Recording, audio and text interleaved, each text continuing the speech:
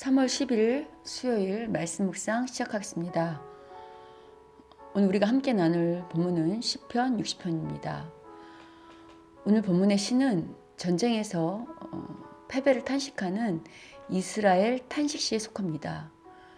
먼저 1절부터 5절을 보면 지금 시인은 자기들이 당하는 환난의 원인을 하나님께 돌리고 있습니다.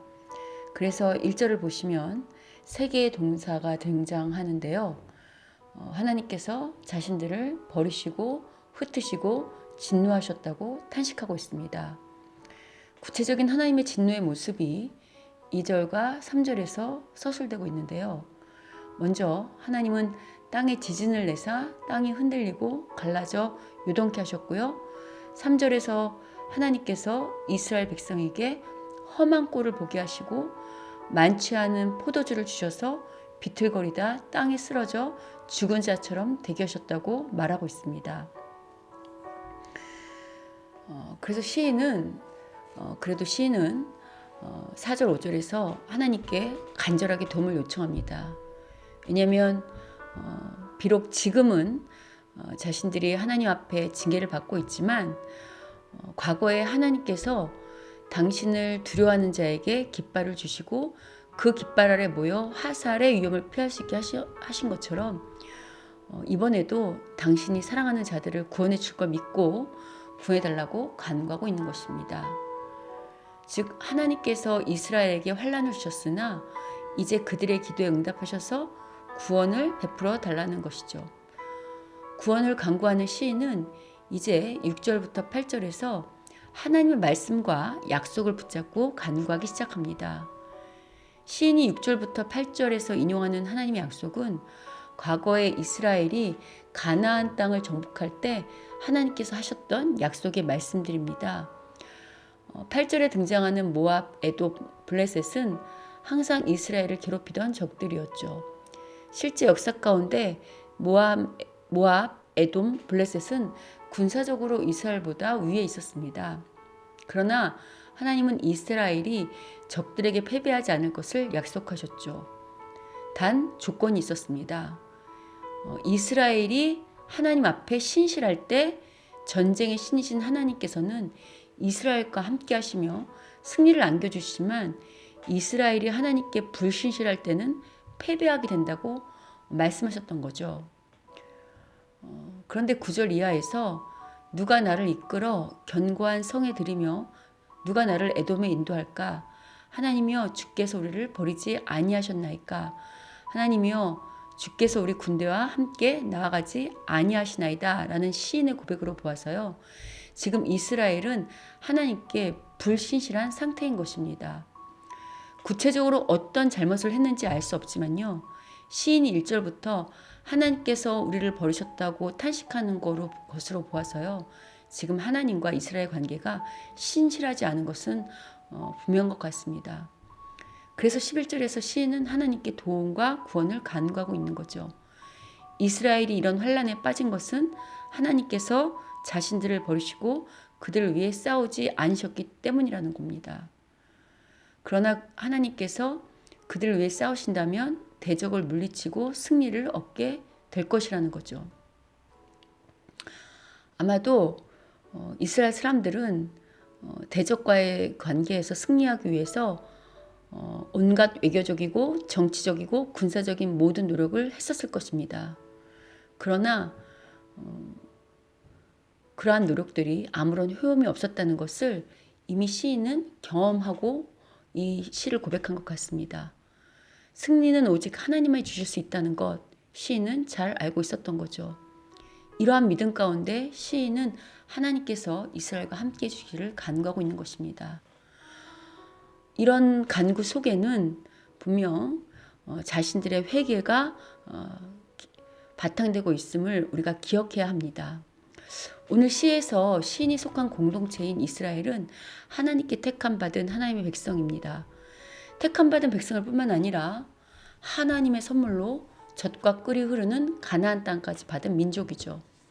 그러나 이렇게 택함받은 백성이라 할지라도 범죄하고 하나님 말씀에 순종하지 않을 때 그들이 누리던 모든 특권과 축복을 빼앗길 뿐만 아니라요. 징계를 받게 됨을 오늘 시는 다시금 말하고 있는 거죠. 이는 오늘날 예수님의 은혜로 하나님의 자녀가 된 우리들에게도 동일합니다. 이전에 충격을 받은 간증 영상이 있었는데요. 한 몰락한 재벌 총수의 간증이었습니다. 그는 2006년에 2천억 원대의 외압 일반출과 횡령죄로 징역 5년에 추징금 1,574억 원을 판결받았던 사람인데요. 그런데 이명박 정권 때 광복절 특사로 사명되어서 실제 형을 살지도 않았고 또 추징금 1,574억 원도 내지 않아서 논란의 대상이 되었었습니다. 이 총수는 이름만 알면 다 아는 대형교회 원로 장로였고요. 그의 부인 역시 이름만 알면 다 아는 기독교 재단의 이사장직을 맡고 있었고 현재도 맡고 있습니다. 돈이 없어서 추징금뿐만 아니라 여러 기타 세금조차 낼 수 없다는 이 총수의 말과 달리요. 이 재벌 총수의 가족은 자기 부인이 이사장으로 있는 그 기독교 재단 돈으로 아주 좋은 집에서 호화롭게 지금도 살고 있습니다. 그런데 그러한 상황에서도 이 총수는 하나님께서 은혜를 베풀어 주셔서 잘 살 수 있다고 추천받은 교회마다 간증하는 것을 보았습니다. 물론 우리는 다 연약하기에 종종 넘어지기도 하고 또 죄를 지을 수도 있습니다. 그리고 그 죄로 인해서 이 총수처럼 여러 가지 환난과 고통을 당할 때요. 오늘 본문의 시인처럼 탄식하며 얼마든지 하나님께 구원의 간구를 드릴 수 있습니다. 그러나 우리 죄로 인해서 고통당할 때 잊지 말아야 할 것은요. 하나님의 구원의 손길은 우리의 회개를 바탕으로 한 은혜요 구원임을 잊지 말아야 합니다. 그런데 죄를 짓고도 아무런 죄책감 없이 하나님의 은혜를 운운하며 또 이런 사람들을 초청해 간증 집회를 열고 또 그러한 간증에 아멘하는 교회들을 보면서 오히려 하나님께서 오늘 본문의 1절처럼 너희가 나를 버렸다고 탄식하지 않을까 싶습니다. 다시 언급하지만요.